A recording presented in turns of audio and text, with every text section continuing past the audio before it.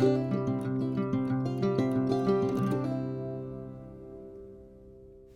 everyone, welcome back to my channel, Claudia Henderson Creations, and in today's video we will be working with the Stampin' Up! Floral and flowers, no, frames and flowers specialty pack. And this pack is a really cute idea. So it comes with a variety of different things. You will get designer papers, you will get 4x6 pocket cards if you are a pocket scrapbooker, or you can use them for photo mats as fronts on your cards. So there's a whole variety of different uses for these, and here you can see the variety that is in this pack. And the nice thing is, so some of them are actually frames, and here's a pop out in the center of that frame that came out. And don't toss those, keep holding on to them, because can you see there's a little bit of a design on this white paper. And the nice thing with these is you can run them through your die cutting machine.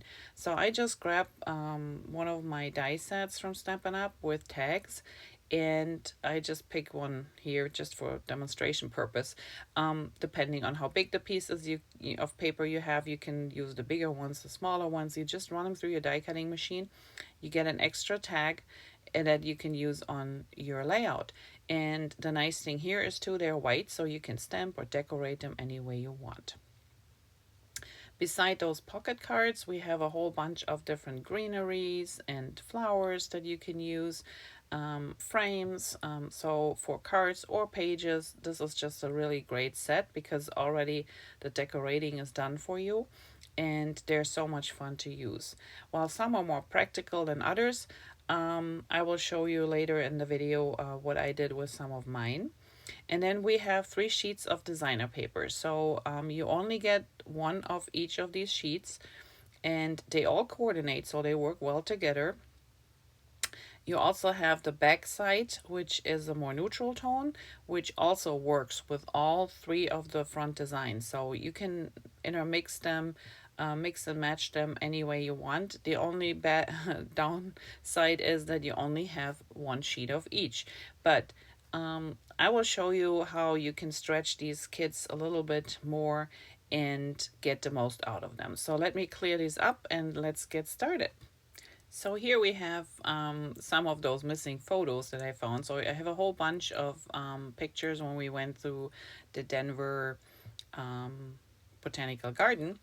And I just selected a few for my starting pages, and I already have them kind of laid out just to see what I've been working with. And I'm using my little sheets here to see how I can cut them down properly to make them all fit on my pages. So maybe let's work with the left side first. So this picture, for example, I just love that one. It has a mirroring in the lake there, and it looks so pretty. So I really like to keep this as a 4x6. And then these two, I could put them on the side here, but that kind of like, I don't know, it's not a great design. So I rather was thinking about overlapping them. That's always one of my go-to things if you have like 3 photos and they're different sizes usually. So I could leave them also as a 6x4, but then it still looks kind of awkward. I don't know, it's just not pleasing to the eye to me. So I have to cut these 2 photos down a little bit more.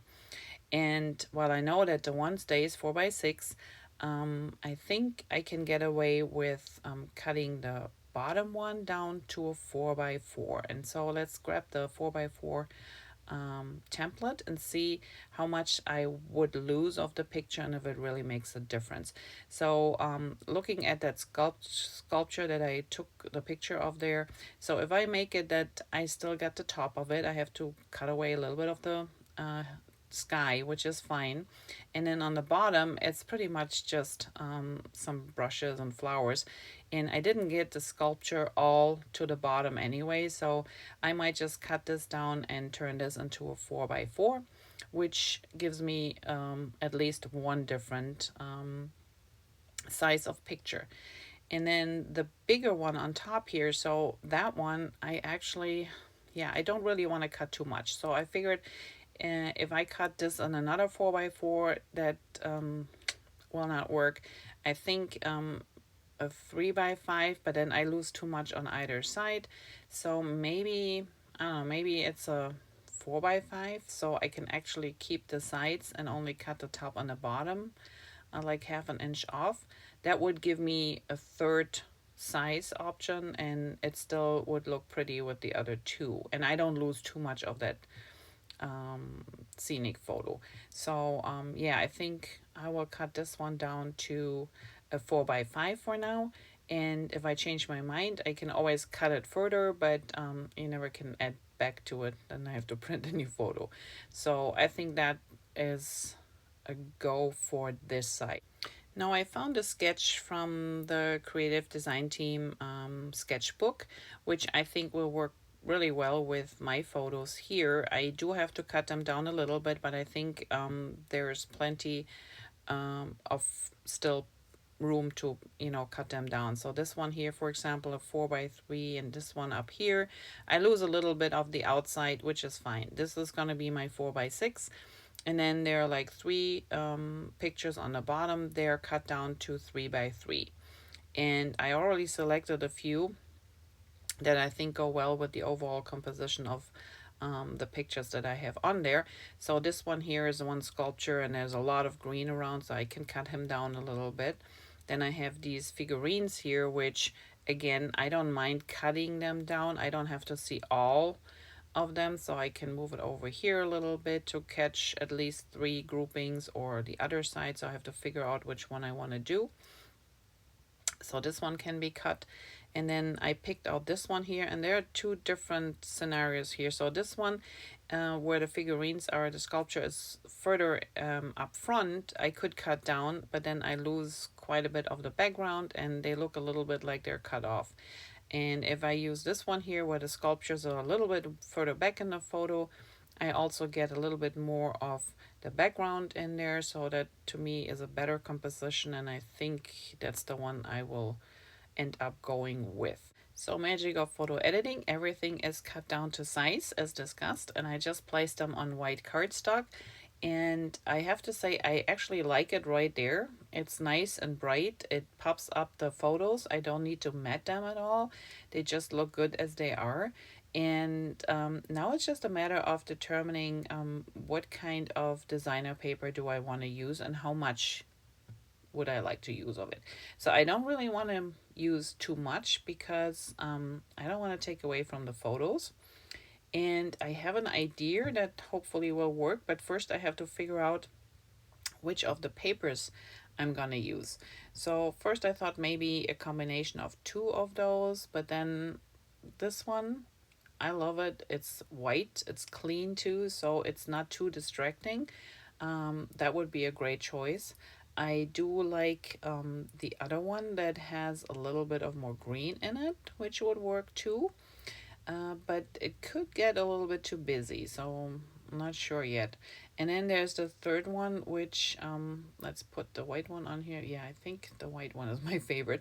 This one has a little bit too much peach in there and it's too busy, so yeah, I think the white will be my favorite. And then there was this mat around the base page in the sketch, so let me quick get the sketch again, and it is from the Creative Design Team Volume 2 sketchbook. And when you look closer at it, so they did mat all their photos, but like I said, I'm not gonna do that because I like them on the white, but they have a big nice frame around the base page, so that might be something I can consider, and I think that would look nice to just frame the entire layout a little bit better. So my other idea was to do a little bit weaving, paper weaving on one on the pages, and I cut a couple of strips down here. And I know you're gonna say, what in the world is she doing with those colors now? Never mind the colors, just ignore them. It's old cardstock. I just wanted to get the feeling, depending on what widths I use of stripes, if I like the bigger ones or the smaller ones, the skinnier ones, and I'm just laying them out to see do I like them going all the way across the page or maybe just part of it? And it just gives me an idea. It's not my design paper, I know that, but it's just nice to play around with this a little bit. And I just can highly recommend this. So if you have old cardstock laying around, just cut yourself a couple of pieces if you're trying a new technique or something before you cut into your designer paper, because otherwise, you know, you find out the hard way that it's not working. And here I actually was glad I did this, because laying these stripes down on that side, or strips, I noticed that I have to push my pictures way closer together than I want them to be. And I don't really like this. Plus, I'm not happy with the flow. It doesn't look good to me. So putting stripes the same way I did on the other side, on the right side, does not work. Then I thought maybe top and bottom, but still that doesn't make a good flow. So overall, what I determined was I will cut stripes from my design paper, but I will only cut them in 1/2 inch, and I will cut 4 for now and just work on my left side of the page, because I want to see how this looks like if I cut them shorter or use them the entire way, 12 inches, and then from there I can go and see how I maybe match up the right side. So but before we can do that, I really would like to get started with the double frame, and let me show you how I did that.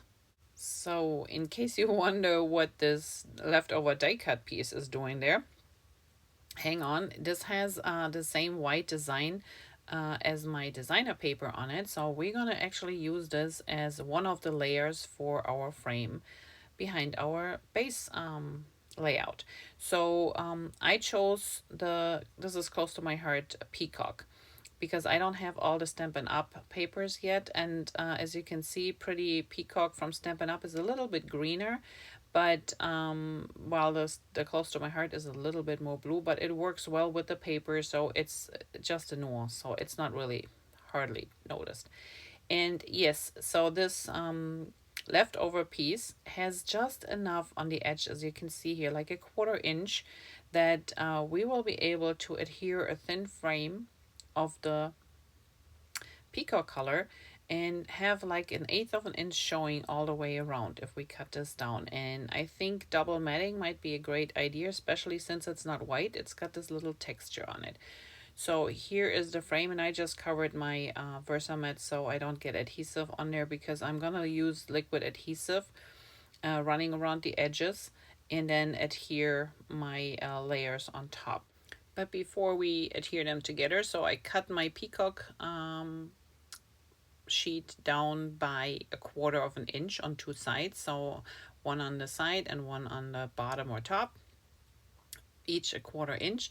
And now I will be gutting the paper, and you don't have to watch me doing this because there's a big chunk that we don't really need.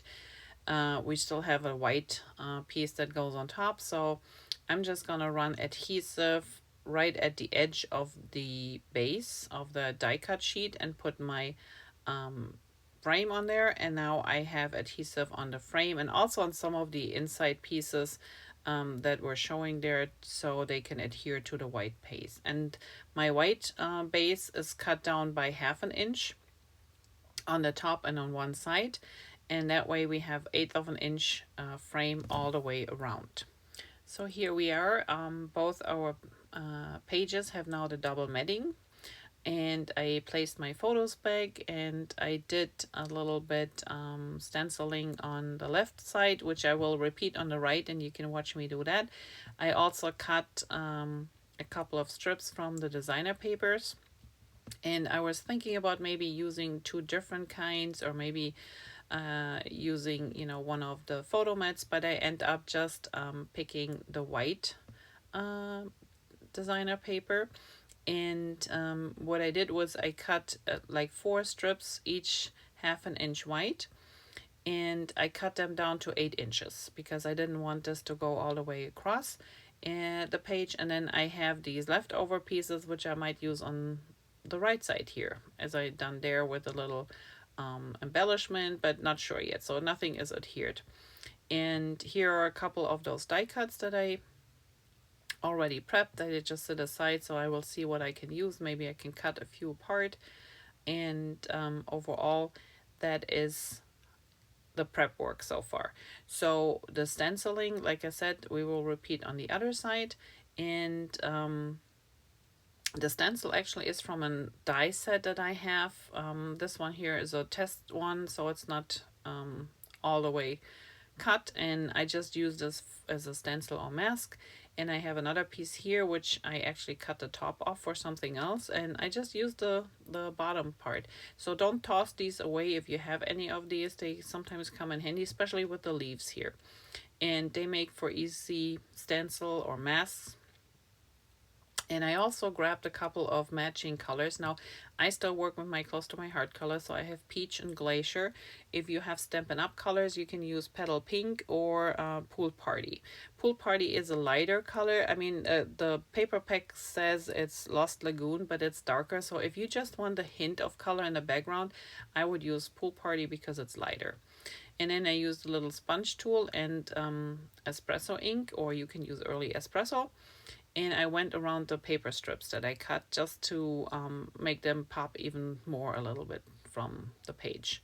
So I got my weaving technique on the left, and I did my stenciling and everything else. So now we're just gonna repeat similar elements on the other side. And I'm just gonna remove this for now because I'm not quite sure if I'm gonna leave this there anyway, and just see where my photos should go. And then all I do is I take that stencil of mine and I place it where I would like those leaves to go. And I usually make sure that they go a little bit under the photo because that's where you can start with your brush too, and then move outward.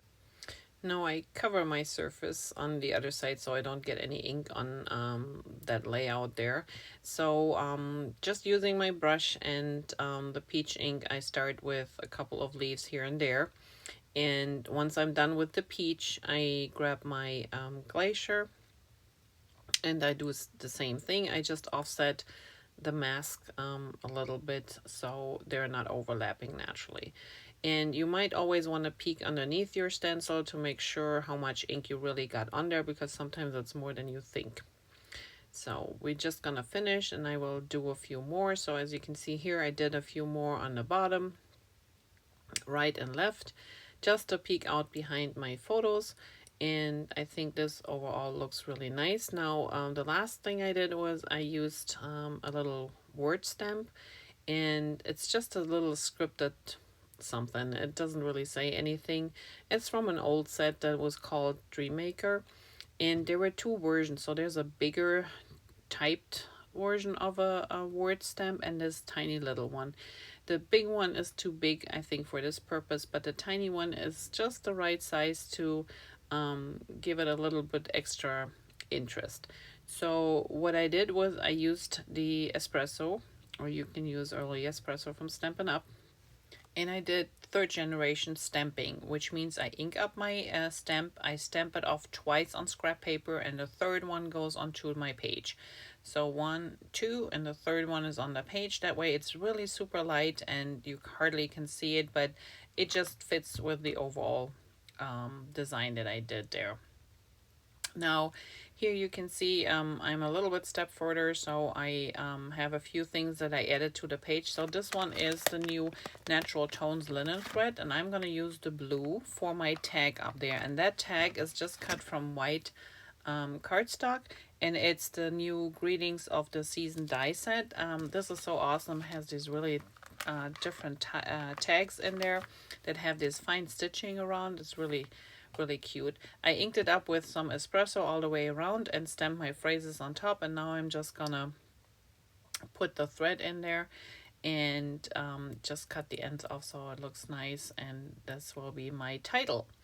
Now on the other side, you can see on the page on the right top, I did some weaving of the papers there too, and those are actually the 4-inch pieces that would cut off from the bigger ones on the left side. So I decided to use those and do the same technique, just weave my papers, and I will show you here how I actually adhere those. So what I did was I just adhered like 3/4 of the way I left the top open, that way I could line up my strips accordingly, similar to what I've done on the opposite corner there on the other side. And I just gonna do 2, and then I will do the other ones, weave them in between. And I found that this is just the easiest way to you know, work with these pieces. So here I am, I'm just gonna well, that was the wrong one. If you could notice, and it's a tiny detail, but I try to line the pieces up so that the design is actually continuously going. As you can see, the 2 that I put down there, they match up. So that's why I was switching gears here. So this one I just weave in, and this has to go a little bit under my photo. My photo is not adhered all the way to the edge, so therefore I could stuck stuff underneath. And then I just take the second strip and I will weave this underneath there, so they sit perfectly and it's not too much of a hassle. You can do the weaving beforehand and adhere all of them together, but I found that this is the easiest way to deal with it.